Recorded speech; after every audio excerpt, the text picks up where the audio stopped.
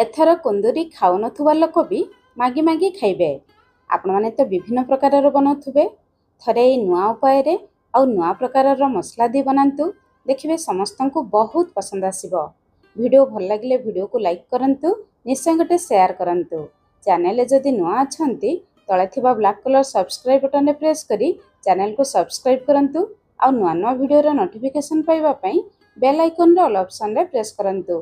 Facebook page को निहाती follow करंतु। जय जगन्नाथ, मु सस्मिता आपण समस्त को स्वागत करुछि सस्मिता स्टार किचन को।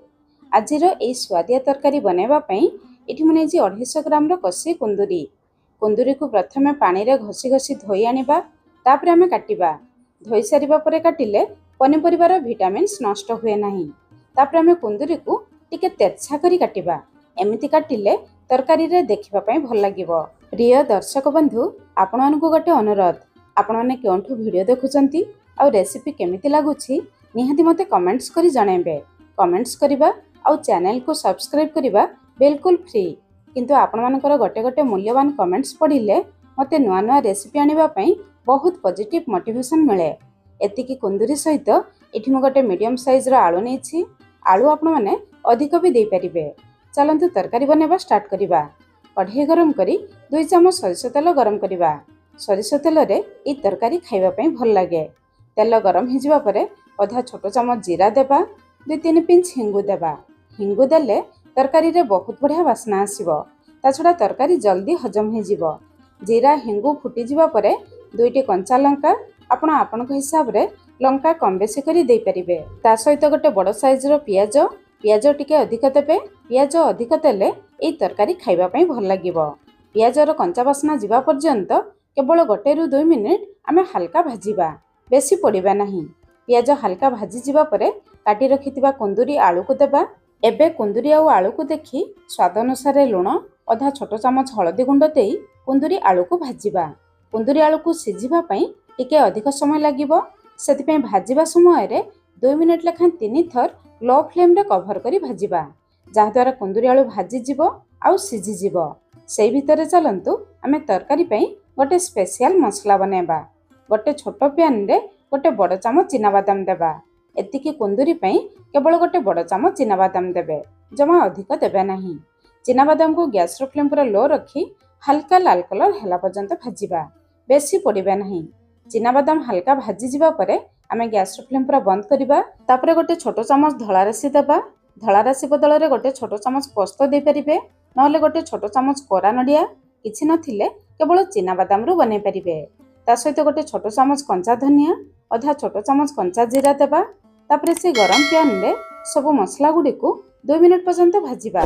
गरम पैन रे सब मसला गुडी को हल्का भाजी देले मसला रो कंचा अंश चली जिवो, किंतु मसला पोड़िबो नाही। मसला भाजी जिबा परे बाहर को बाहर करी आनिबा। तापरे ग्राइंडर जार रे देबा। ता सहित आधा इंच रो अदा, एठी मो बड़ साइज रो 3टी रसुण नेछि। आपण माने जदि छोट रसुण नथुबे 6-7टी रसुण देबे। तापरे जमा पानी देबे नाही, सेमिति मसला को सुखिला ग्राइंड करी आनिबे। एई मसला रे जमा भी पानी देबे नाही, सेमिति सुखिला ग्राइंड करिवे, ताहले तरकारी रो टेस्ट आउ टेक्सचर बहुत बढ़िया आसीबो। मसला रेडी हे गला। सेपटे चलंतु कुंदुरी आ आलू को चेक करिबा। आमे लो फ्लेम रे 2 मिनिट लेखा 3 थर कवर करी भाजिथिले, ता माने लो फ्लेम रे 6 मिनिट कवर करी भाजिथिले। एबे देखंतु कुंदुरी आलू भाजी गलानी आउ पाखा पाखी 90% सिझी गलानी। कुंदुरी आलू एतिकी सिझी जिबा परे आमे बाटी रखितिबा मसला को देबा। ता सहित आधा छोट चम्मच राग लंका गुंड देबा। 2टी कंचा लंका देथिले, आपनने जेतिकी राग खाइबे सेही हिसाब रे लंका गुंड देबे। भलो कलर पई आधा छोट चम्मच काश्मीरी लंका गुंड देबा। आउ किछि गुंड मसला देबा दरकार नहीं। एबे मीडियम फ्लेम रे 2-3 मिनिट पर्यंत मसला को भलो भाबरे कसिबा, जहा द्वारा अदा रसुण रो कंचा बासना चली जिवो। तरकारी रे खाइबा पई भल लागिबो। 2-3 मिनिट परे एठी देखंतु कुंदुरी आलू मसला सहित पूरा लटपट हे गलानी। आपण चाहिले एमिति तरकारी को खाइ परिबे, किंतु तरकारी को टिके चटपटा करिबा पई गोटे मीडियम साइज रो टमाटो, आधा छोट चम्मच गरम मसला गुंड देबा। तापरे लो टू मीडियम फ्लेम रे आउ 2-3 मिनिट पर्यंत एमिति खोला रखी भाजिबा। आउ कवर करिबा दरकार नाही, नहले कुंदुरी आलू बेसी घांटी जिवो। 2-3 मिनिट परे एठी देखंतु टमाटो टिके नरम हे गलानी। टमाटो को बेसी घांटी देले ए तरकारी रे खाइबा पई भल लागिबो नाही। शेष रे भल बासना पई अल्प किछि धनिया पत्र देबा। ଏବେ ଆମ ରେଡ଼ି ହେଇଗଲା କୁନ୍ଦୁରି ଆଳୁର ସୁଆଦିଆ ତରକାରୀ। ତରକାରୀ ଦେଖନ୍ତୁ କେତେ ଡେଲିସିୟସ୍ ଦେଖାଯାଉଛି। ଆପଣମାନେ ବନାନ୍ତୁ ଆଉ କେମିତି ଲାଗିଲା ନିହାତି ମୋତେ କମେଣ୍ଟସ୍ କରି ଜଣାଇବେ। ତାହେଲେ ଆଜି ପାଇଁ ରହିଲି, ପୁଣି ଦେଖା ହେବା ନୂଆ ରେସିପିରେ। ଧନ୍ୟବାଦ।